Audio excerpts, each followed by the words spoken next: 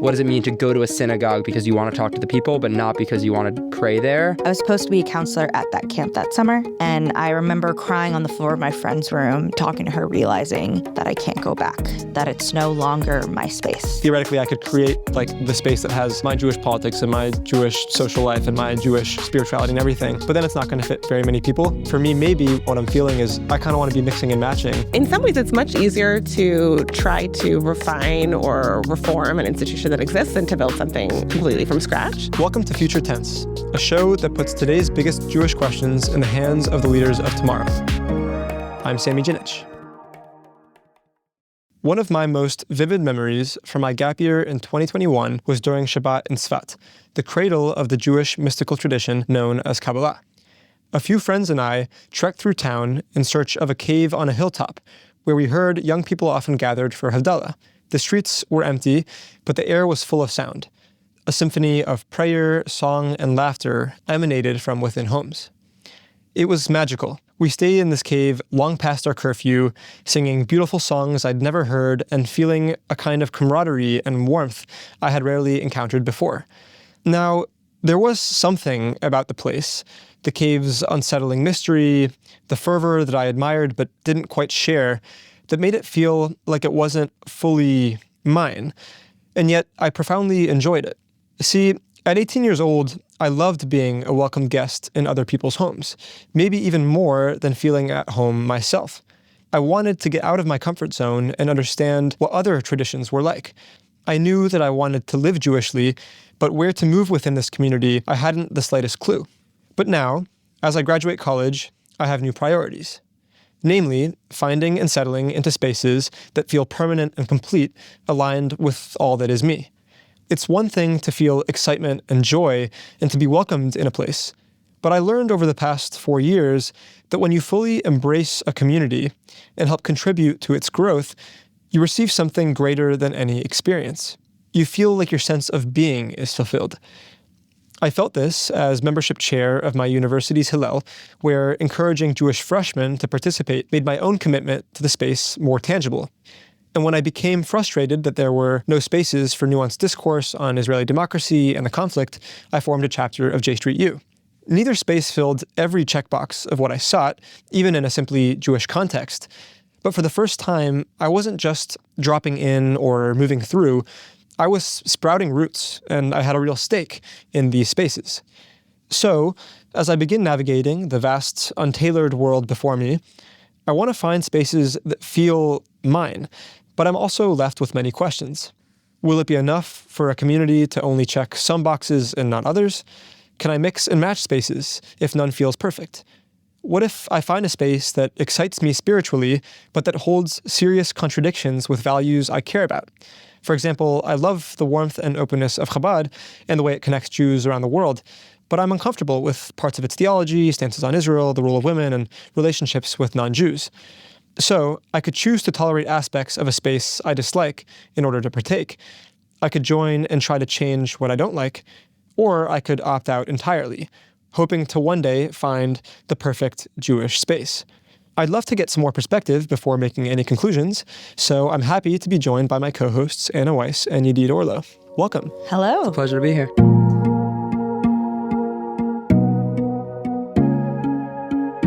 I'd love to hear from both of you. What's your experience been like finding or creating Jewish spaces that feel right for you? Growing up, from ages like 11 to 17, I went to the same sleepaway camp. It was like a B'nai Akiva sleepaway camp, and it was one of my favorite places ever. It felt so much like home. I never felt so accepted, or I never felt like I belonged somewhere, so much so. Some of the best people I've met, wonderful experiences, games, some of the most spiritual and life-changing experiences I've ever had. It was an incredibly meaningful space where I felt like I could be the most myself. When I was on my gap year on Chavruta, I changed a lot, the way that I dressed, the way that I presented myself. Religiously, I had changed, and I'd come out as queer, and I was supposed to be a counselor at that camp that summer.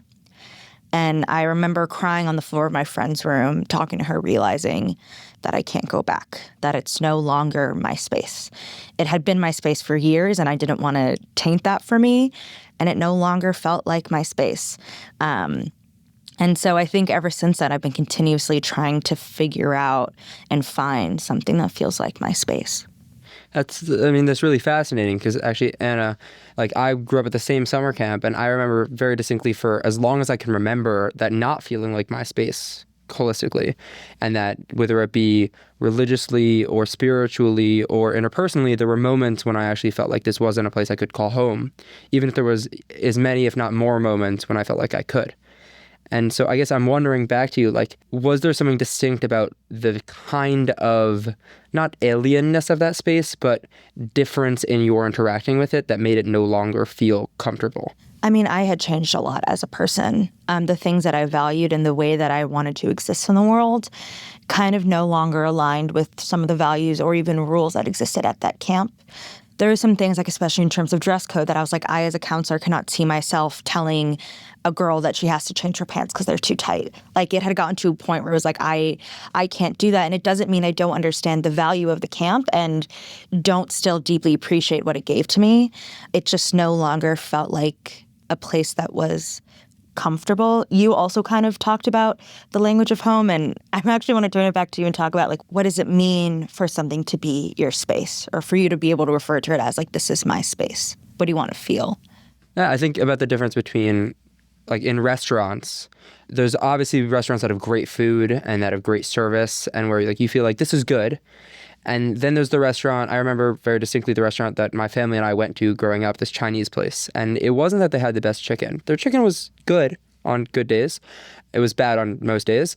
But it felt like home because when we went, my mom and dad knew all the servers and they would say hi to us. And before we'd even sat down, sometimes they had a pot of green tea ready because they knew that was my mom's favorite. And there was something about being taken care of that went beyond like a single good experience or a single trait that made it excellent. And it was actually just like, it felt warm. Mm-hmm. Yeah, I think I can relate a lot to that. And I think maybe taking it back a little bit to earlier in my intro, I said that, you know, what I look for is something holistic. And I think you guys have used that word too, sort of like a space that feels holistically like my Jewish space.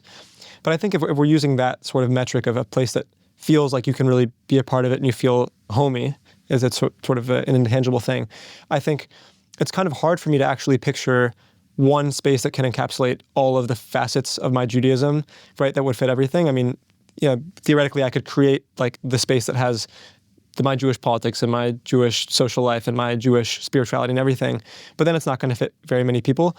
And so I think for me, maybe what I'm feeling is I kind of want to be mixing and matching multiple spaces where I could go to a place where I'm getting that spiritual experience that I want, and maybe so long as it's not conflicting too much with other values that I have, so be it that it's not the exact perfect social environment or that they don't serve me the perfect food.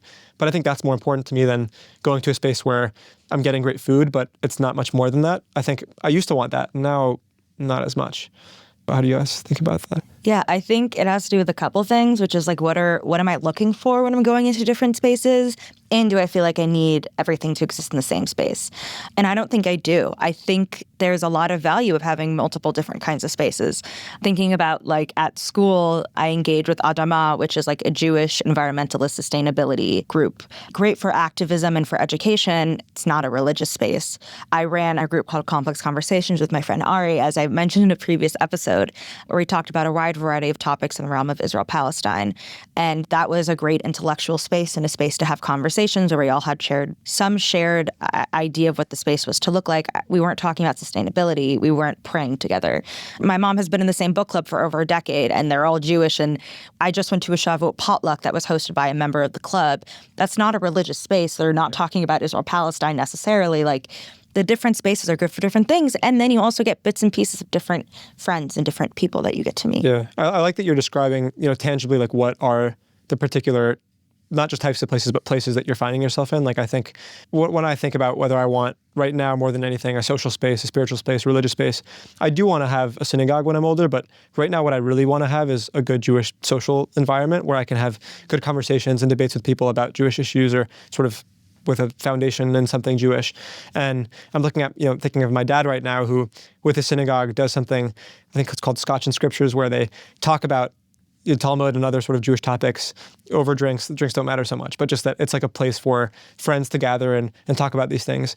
And like that's something that I want. But I'm curious, I mean, you haven't answered yet. Like what is a tangible space that like you're looking for, if anything? Yeah, I think it's hard because this is a really interesting, I have two distinct responses to what you're saying. One of which is like, my instinctive response to you, Anna, is that when we're talking about finding spaces that help us in one respect but not in another, I think about like, what does it mean to go to a synagogue because you want to talk to the people but not because you want to pray there? And for me, I'm instinctively responding to that with, well, you should go for both because you can't really pick and choose. But then I hear what you're saying, Sami, and I think I would love to learn scripture with people that are really interested in scripture. I don't care for scotch. Yeah, sure. And so that holding both of those truths is something that I think really muddies my answer to that question. Mm-hmm. Well, I think it's also like, it's a conversation of like what's important to you, and also like you don't have to like exist in these spaces if it doesn't feel right. And I agree with you. Like when you're going to synagogue, ideally you're doing both. Realistically, that's not always happening. But, there are people who still will go to shul, for 2 hours every Saturday to sit in the back and talk with their friends. Maybe that's annoying. They're still going and they're members of the shul and it's something that's important to them, even at the very least passively, even if they're not actively like engaging in davening, they're still going to all the events. But so let me ask you one other question then. Do you think, for me, I've found that it's important to have at least some space or spaces where I feel like I'm really contributing to the growth of the place. Like it enhances my experience to a whole other degree. Do you feel a need for that? I know, Anna, you talked about something like that for yourself, but would you need that in order to feel like a space is really yours, to feel like I am part of the building blocks of it? Or can you just find a space that like works really well and just be part of it and exist in it? I mean, I think there's a duality to that question because on one hand, it's like, yes, because to truly buy into something, you need to contribute to it, whether that means in dollars or in hours. I think that there's something about like enhanced buy-in that you get by literally buying in and investing. I think that on the other end of that, like what if there's no space that really works for you? Are you supposed to be changing spaces or creating new ones? And what are the consequences of that? Like these all end up opening up as questions. Mm-hmm. Mm-hmm. You told me earlier before our conversation that there was a different type of space that you were interested in that wasn't particularly Jewish. I'm curious to hear more about that. Yeah, I think this, I was thinking about this also in response to both of you in terms of like the picking and choosing and the selectiveness. This sort of gets even more complicated because Judaism is an ethno-religion. But like, in my mind, there is Judaism as a vehicle for spirituality and religiosity. And then there's other groups, whether it be the swim team or the book club that exist outside of the bounds of that. The question that comes up for me then, as a response to what you're saying, Sami, is what if I really find my spiritual Jewish awakening to be in a Taoist or Taoist space? And like, is that still a Jewish space if it's how I'm accessing my Judaism, but it is very explicitly not Jewish? Yeah, I really relate to that too, Yadid. And I would actually like to bring in our guest scholar to help us think more about that tension.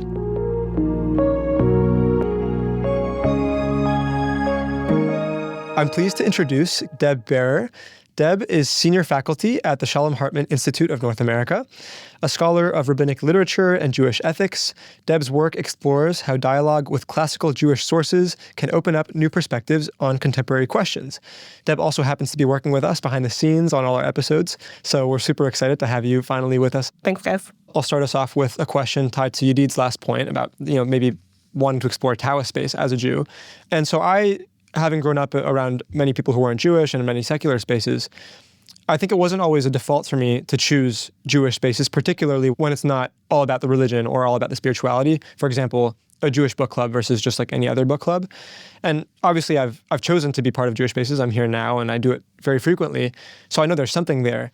But I have a hard time articulating what it is actually that is making me want to choose a Jewish space over a non-Jewish alternative, from the sort of space that I inhabit. So I'm curious if you could help me articulate what that is. Yeah, I think it's a great question. I think that part of what might be behind it is the different ways that we connect to our Judaism and our Jewishness. So one thing that comes up for me is over a decade ago, I spent a year in Jerusalem at the Pardes Institute of Jewish Studies, which is a classical text study environment. So the people who went there were already sort of oriented towards a similar set of Jewish interests. But one of the things that we joked about at a certain point in the course of the year was even within that sort of shared set of interests, we used to joke that we're just kind of different kinds of Jews. Like there was a certain group of us, and I was among them, that would go to every extra class we could possibly go to. We were at night Seder, we were at any extra evening class that was offered, doing any kind of extra learning we could. And we're like, oh, we're the learning Jews. Like we're the Jews who just want to be studying, and that's our way of connecting. And then there were the people who we would say are the peoplehood people. They wanted to be with other Jews. They wanted to be doing things with other Jewish people, but it wasn't necessarily about that the thing they were doing had to be Jewish. It was about doing stuff with the Jewish community. And then there were people who Israel was really at the center of their Judaism, and they wanted to be going out and exploring Israeli culture and connecting to their Judaism in that way. And so I think it's partly about sort of what is the nexus of where you feel most Jewish or most excited about your Judaism. If that's by talking about books with other people, you might want to join the book club with other Jews, the Jewish book club, or the book club that studies Jewish books or something like that. That might be a really important thing for you. Or if you're someone who wants to be doing things with other Jews, you might explicitly want to join the Jewish book club that's not talking about Judaism at all. That's reading books about like novels about, the 18th century or something like that, but you're doing it with other Jews. But if you have other avenues in where maybe you're like me, maybe you really like studying classical texts, maybe you really like going to shul or synagogue and davening, maybe you really like a Jewish meditation practice or something like that. There's a whole variety of ways you might connect in. Then you might explicitly want your book club experience to not be with other Jews and to connect with people outside of your Jewish community in that way. So I think for me, that's part of how I've noticed when I'm choosing certain kinds of spaces to be Jewish spaces or not Jewish spaces. So maybe this is obvious, but it seems from what you're saying, like the prerequisite, though, to have any Jewish spaces that you just have a default desire to want to be around other Jews and be part of Jewish peoplehood, right? Yeah, I mean, I think especially deciding on something that's not where the core activity isn't something that's about Jewish practice necessarily, where you're thinking about, like, do I want to do this as a Jewish book club or a not Jewish book club? I think it's about, is this a part of my life where it's particularly important to me to be connecting to other Jews in some way, or for something about my Jewishness to be central to this experience, or not? Is it kind of incidental? And maybe there's other Jews in my book club, but that's just because they happen to be there. That's not sort of part of what we're doing together. Mm-hmm. Does that make sense? Yeah. Yeah. Totally. That makes me think of, like we've talked about in the past, like the multiple facets of Judaism, like religion, observance, language, family, culture, history. Like there's so many different ways that people connect with Judaism, and they're all, some might argue that certain parts are more valuable than others. I would say they're all just as valuable. It's any way that helps you feel connected, even if it's not explicitly religious, it's still, you feel that sense of community, or the attempt at that sense of community. And it feels like, and I guess passing it to you, Deb, like, what is the inherent value to a Jewish person, the Jewish people, the Jewish communities in creating distinctly Jewish spaces? Yeah, I was afraid to ask it because I think it's kind of like a core tenet of what we're doing here. But I mean, maybe it is worth answering that Why question. do we want to have Jewish spaces? Yeah, like why should I be Jewish? Why should you create spaces that are celebrating, cultivating, or delving into that Judaism? Yeah. That are Jewish specific instead of like, oh, I just have a book club for everyone. It's like, why does this need to be Jewish specific? Well, I think it really depends on what kind of spaces we're talking about, which I think is maybe a slightly different question from why should I be Jewish at all. But if we assume that, I mean, I think all of us in this room have decided we care about being Jewish in some way. Mm-hmm. And if that's the case, then I think if it's an important part of your identity and your life, then you want to find places that you can share that with other people for whom it's also important. And so I think part of what we're talking about is the axis in your life in which it's important, right? Like if for me, Jewish food is really important, then maybe the place I want to connect with other Jews is actually around food. If for me, prayer is really important, maybe the place I want to connect with other Jews is around prayer. If for me, learning is really important, maybe the place I want to connect with other Jews is around learning. And so I think that's part of why we see such a variety of different types of Jewish spaces, and why some, I'll just say for myself, why some Jewish spaces I walk into and I feel really excited about this space. I'm like, this is where I want to be. These are my people. And some Jewish spaces I walk into and I'm like, this is nice, but I might elect for this aspect of my life to go to a different space. I think it just has to do with how you connect in. But I think inherently, at least for me, when something's important to me, I want to share with other people who also value that thing. And I think part of what we're getting at here is that it's not necessarily true that as Jews, the things that we love about being Jewish are all the same. And so I might, like, this is a silly example, but I hate gefilte fish. I can't eat it. And I know Jews who love gefilte fish, and that's a huge part of their Jewish life. I'm one of them. And I'm not going to come to your like gefilte fish tasting party. It's not going to be my Jewish space. It doesn't mean it shouldn't exist. It's just not where we're going to connect as Jews. And I think that's totally fine. But aren't those conflicting values? Like to say everyone has their diverse personal version of Judaism and we want to create Jewish spaces where people can interact, unless the point of it is like the pluralist ideal of people engaging with each other because they're different. I mean, like, I think about the book club, and like, if it's a nonfiction Jewish book club, even if the books aren't Jewish at all, you're saying everyone here appreciates nonfiction. Mm-hmm. So I guess even going back to your gefilte fish example, is there value in you going to that gefilte fish thing, even if you don't want to eat it? Because it's just like you should be spending, like, is there something more than just sharing in this Jewish culture where it's like there is an inherent value to spending time and spaces with other Jews? Well, you can't go to everything, and you don't want to do everything. But maybe you should go to some things. Well, yeah, like if you want to connect with Jewish people and the only thing happening in your city is like a gefilte fish tasting, I'm sure, Deb, you would go. You might not eat the gefilte fish, but you'll go to be with Jewish people. If there are 7 different learning events happening in one night, you don't need to go to all 7 of them. It's fine. You have these other, like, the goal in not every space is also like pluralism. It's like, this is a space for people who like these things. And we'll have other events that you might like. Tonight we're doing a gefilte fish tasting. You're not going to go to that. Tomorrow we're going to do a brisket tasting. Maybe you'll go to that. The next day a wine tasting. Maybe you'll go to that. Maybe not. Like it's not like all encompassing, which I also feel like is a helpful lead to a question I have, which is when you enter spaces, not just with conflicting like events or likes, but like very much so conflicting values. Mm-hmm. Like I also like think about Chabad, love Chabad, don't want to completely denigrate it when I talk about it, but I used to go there a lot early on in college at Muhlenberg and also at my last school because I grew up modern Orthodox. I knew the tunes, I knew the language, I knew the food that we were having, I knew what the prayer services were going to be like, so it felt very comfortable. And at the same time, similar to what Sami was saying, some of their things surrounding rules of women and some of their things surrounding concepts of like kiruv or trying to get people to be more religious, or the concept of like matrilineal Judaism only and paternal Judaism isn't like really Judaism, like are, for me, really big issues. Mm-hmm. And at the same time, there are parts of that place that I found valuable. And so how do you navigate those spaces? Or also at what point do you like draw a line of like, some of my values are really well met, but some of them really aren't. And maybe I don't have another option. Maybe I do have other options. Where do you draw that line? Yeah, so I think I hear some different things in Yadid's question and what you were just saying, Anna. So one, I hear Yadid saying, is there a value to pushing ourselves to go into the Jewish spaces that aren't necessarily the places we already sort of naturally gravitate towards or prefer? And then I hear you sort of complicating that, Anna, and saying, well, what about if there's actually something problematic to me in those spaces, or those spaces sort of platform ideas that I don't support? And I hear sort of a tension in those things. And so I think I would say a couple of different things. My perspective on this has shifted somewhat in that I recently moved from Washington, D.C., which is a very large Jewish community, to rural Western Massachusetts, where we have a much smaller Jewish community. And so when I was in D.C., you were talking about sort of mixing and matching earlier, and I could go to I had like the full buffet of options. There were so many different synagogues, so many different communities. I could shul hop as much as I wanted, and I could wait until I found the community that, no community is perfect, but that aligned most closely with what I felt like I was looking for in a community.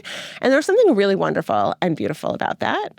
But having moved to this small town, I've also found that there's something I really value. We have a couple different options in my town. There's a Reform congregation, there's a conservative congregation, there's a Daily Minyan that's not affiliated with either of those exactly. That's sort of traditional egalitarian. But because it's smaller, I've noticed it actually is both less maybe tailored to what I might perfectly design, but it also matters a lot more if I'm there. Like, it's a smaller community, and so it's more likely that I'm helping to make the minyan, or I'm the person who's agreed to do whatever at the service, or like clean up after Kiddush, or whatever it is, that people notice more if I'm there, and it feels like there's a different kind of value to my participation. And I think it's been interesting to kind of go to your point of like pushing ourselves sometimes to go to communities that might not be perfectly what we're looking for. Is there a value in that? Yadid, what you were saying, I think I've seen a real value in recognizing that it matters to other people if I show up. And I think that's a big part of community and all the sort of interactions, the sort of like what I would call interstitial, like in between the main event pieces that make community.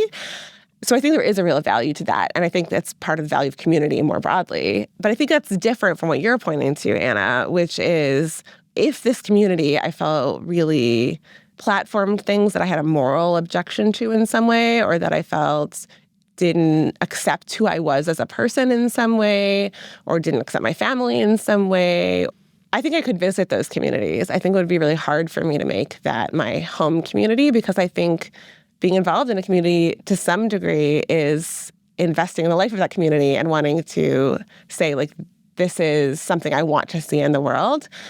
Maybe depending on the points of conflict and where I lived, I would want to try to invest and change it. But I think there's the like preference of like, oh, I wish we sang different tunes, or this isn't my style, versus and I think there's something I want to say really important about the aesthetic dimension. I'm not trying to diminish that at all. My enjoyment is often really based on whether it's the tunes I know and things like that. But I think there's something different for me there versus there's something I actually object to that's happening in this space that I could never really feel fully seen, fully welcomed, fully participating in. I think, Deb, in response to what you're saying about the Hartman Teen Fellowship and like during the Shabbaton, the closing Shabbaton of the program, there was a really awesome moment where on Saturday, there was this really awesome singing moment that happened that was predominantly modern Orthodox tunes. Mm-hmm. But then on Saturday night, there was this whole like array of dances that happened that were a mix of conservative and Zionist camp movement dances. Mm-hmm. And I wonder if there's a value in those moments to like the learning and like how being in other people's spaces. I mean, I feel like you're going to agree with this in a heartbeat. Like there is obviously a value to being in spaces that aren't yours because there's like a thrill of learning something new. But also in that space, there were teens that felt very engaged with their Judaism through this thing that wasn't theirs. Like, wow, it's so cool how rich and developed and diverse Judaism is. Yeah, absolutely. And I think, again, that's a little bit, to me, a difference of thinking about your home space, like the space you go to all the time, versus stretching into other spaces and experiencing other spaces. And I think sometimes what can be incredible about that is the ability to bring something back home with you. So, you know, Sami, you were talking about your experience in Tzfat. And when I was in Jerusalem, for that year where I learned Up Our Days, like a half a block from my house was this minyan that met in, it was like in a scouts building or something. And it had a mechitza, which I did not grow up with and is not my preferred style of davening. And they had the most beautiful Kabbalat Shabbat service I've ever experienced in my life. It was packed on both sides. Everyone was singing. It was so beautiful. It was lay-led. I mean, there was a rabbi of the congregation, but it was always different people up from the minyan leading the service. And I still think of that as like one of my most spiritual experiences, one of the times where I really connected to a prayer service. And I find myself frequently trying to find ways to bring little pieces of that into the communities that I participate in now, because there were things I found really valuable about it. And I never would have found those things if I hadn't popped into that space, right? I mean, I don't live in Jerusalem long term. If I did, I don't know that I would have made that my forever home for other reasons. But I think absolutely there's something both about stretching yourself, about seeing what's possible, and also about seeing what pieces of one space you might be able to bring into another. Yeah, I think this leads pretty well into another question I think you had about sort of when you appreciate a space but don't necessarily want to be part of it but want to support it in a way. Yeah, I guess this is almost like a self-critique because I keep pushing like we need to go to these spaces that aren't ours, but I'm realizing that might be illusory. Like the distinction between spaces is sort of much more gray and much less of like a straight line through the sand. And I think about the difference between, I guess, two different examples, one of which was this person who I was talking to who's the head of education at a conservative synagogue in my community, but spends their Shabbos, like their weekends in Monsey, New York, and is like an observant Jew.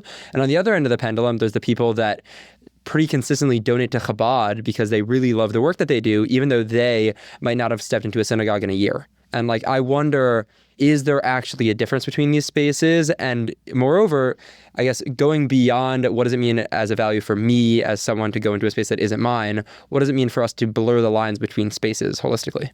Mm-hmm. That's a good question. And I think part of what I hear you talking about is we have we think often in a denominational landscape, right? So Reform, Conservative, Orthodox, various parts of Orthodoxy, Reconstructionist, all these different things. And I think for many Jews, I think at least for my generation, I don't know for your generation, those labels don't quite feel like they fit anymore or aren't the most important defining labels for our Judaism.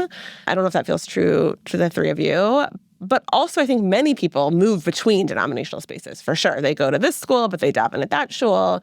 They work at that organization. There's lots of movement between. And I think the example you give of people who maybe don't go to synagogue, but they're donating to Chabad, in some ways, potentially that's an ability to appreciate across lines. Like, and maybe it's not for me, but I'm glad this exists in the world. I think this is important work in some way, or I think, when I was on a college campus, it was important to me that there was this kind of Jewish space, even though I'm not there anymore, or I'm not at that place in my life anymore. Or I want there to be a space for Jews who do Judaism differently.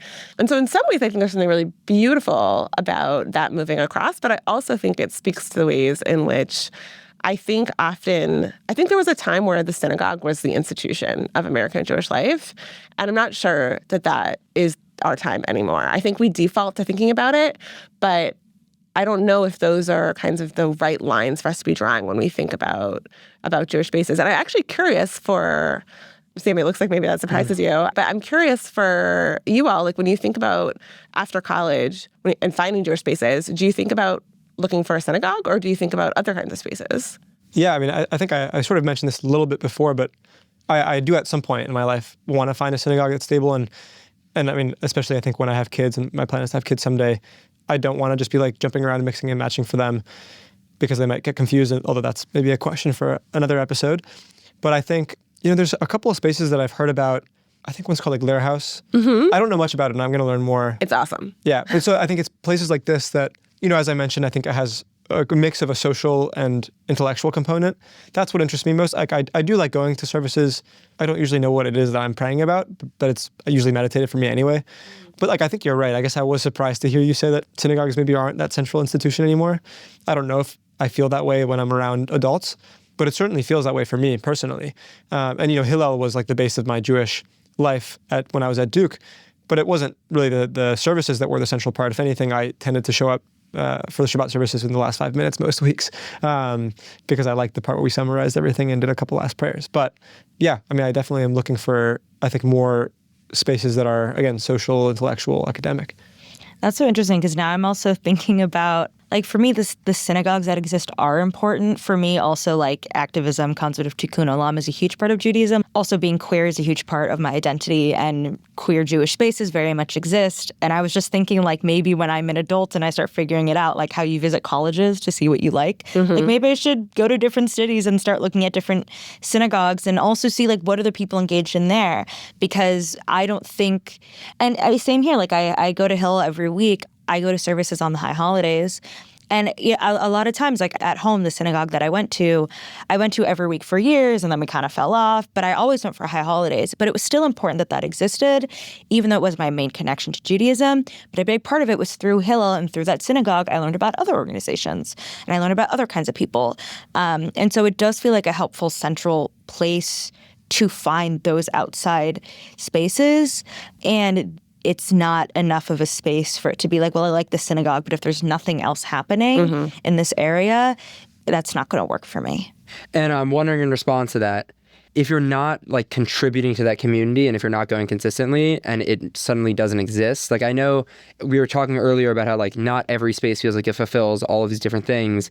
If you found one that did in a magical utopic world, I mean, I don't know if this is utopic to you. In my mind, in a magical utopic world where there happened to be a synagogue that also had a summer camp that was 2 hours away, because obviously you don't want your kids to go to camp near you, and it also had a good set of youth services, and it also had great after-school programming, and it was all this stuff, and it was great, would you take the time and energy and effort to make it thrive? Absolutely. I think in college I'm involved in many too many extracurriculars.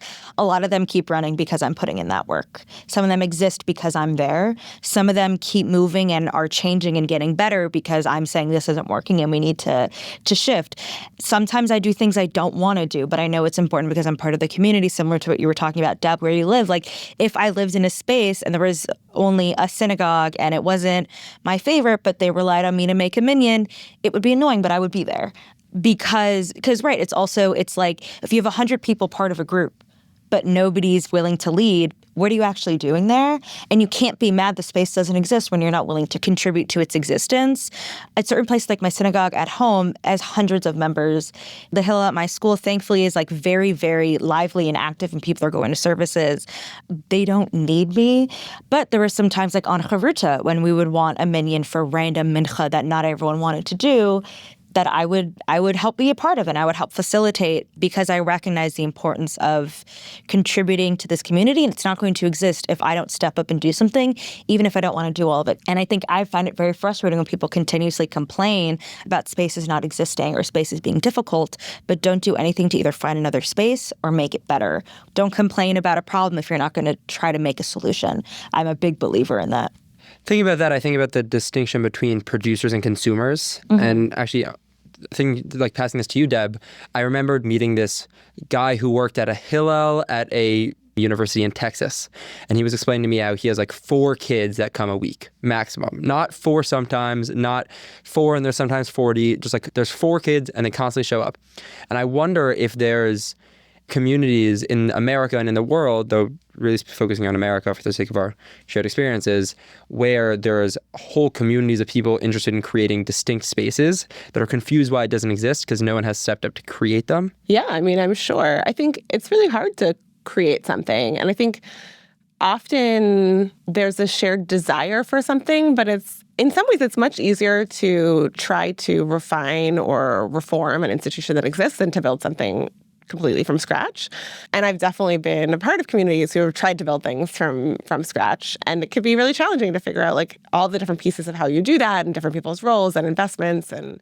But I grew up in the Havurah movement. And so my parents were in a Havurah my whole life. It was, in my experience, a group of people who were all local to the same place we met like bi-monthly in people's home for Shabbat services, outside of a synagogue, totally lay-led. And it was also just sort of, we did our Jewish life together. And most of the people in the Havurah that I grew up in were also members of synagogues and went there when the Havurah wasn't meeting. But it was, I think, I didn't form it. I was a kid in it. But I think it was an attempt to fill in a felt gap of something about the synagogue wasn't meeting what that group wanted. Maybe they wanted something more intimate. Maybe they wanted a different style of service. And it also was really a community building. I mean, my parents were friends with these people for decades. And, when my mom passed away, all those people showed up at the funeral and like really supported my family during that time. It's been an incredible decades-long community. And I think I see how much, my dad's still doing it. I see how much work goes into planning a service every other week, especially when you're not all these people are trained as rabbis, hosting in your space, figuring out what you're doing with the kids, making the food, like all of that stuff. So it is a big lift, but I also think it's very doable. And sometimes it's a matter of scale, right? If there's only 4 people at this university, you can do something different. There's lots of things you can't do when there's only 4 people, but there's a certain kind of intimacy you can create when there's 4 people that you can't create when there's 400 people, or it's harder to create when there's 400 people. So I think it's partly, figuring out if there's a need there that you feel is not being met, what exactly is it? Why isn't it being met? What's the best way to meet it? And kind of going from there. Are we getting lost, though, in trying to make a space work for everyone? Like what you mentioned, making the food and organizing logistics and what's going to happen with the kids. And obviously the kids are important because I assume that a lot of the people in this community have kids and like they have to be cared for or watched. I wonder, what would it look like to just say, we're going to have a box of prayer books, Sidurim, and maybe depending on the space, either we're going to have a mechitza or a tri-chitza or neither. And that's it. And then we'll send out invites and en masse.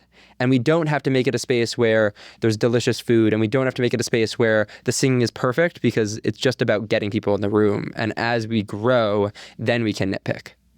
Yeah, I think it really depends on what the community wants. I think this was a community that wanted to raise their families together. And so figuring out the childcare and having the food and having the social environment was really important to it. And, you know, I've, over the course of my life, participated in various different initiatives, some of which lasted a long time, some of which were more short-lived, that were organized around different needs. You know, like there was a community I was part of for a little while that we called it Kabbalat Shabbatluk, I think was what we called it, where it was like we do Kabbalat Shabbat services and then have a potluck. Afterwards, I was part of a different community that was Kabbalah Shabbat with tots, where we did Kabbalah Shabbat, but everybody had really tiny kids who were constantly interrupting the service. And it was partly about, like, in this life stage, I want this kind of community, and the big institutions that I'm part of, like the synagogue, gets harder to connect. So I want this other kind of space. They weren't intended as replacements. They were intended as complements. And so I think also kind of going back to that, when you were talking earlier about mixing and matching, I think that was the phrase you used. Sometimes there's a problem that Anna was pointing to of, like, there's something problematic for me in this space, and I love this tune, but I don't feel like I can really be here for other reasons. And sometimes there's the problem of, like, okay, this institution exists and it fulfills part of what I want, but it doesn't fulfill another part of what I want.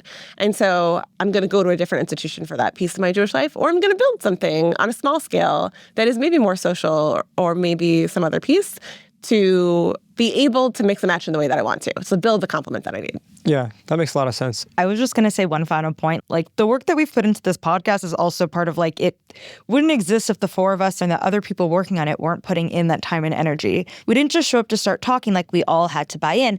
Maybe if there were 20 people, they would write a script for us, you know, but it's like just the few of us who are working really hard on creating the space and making it happen because we believe in it.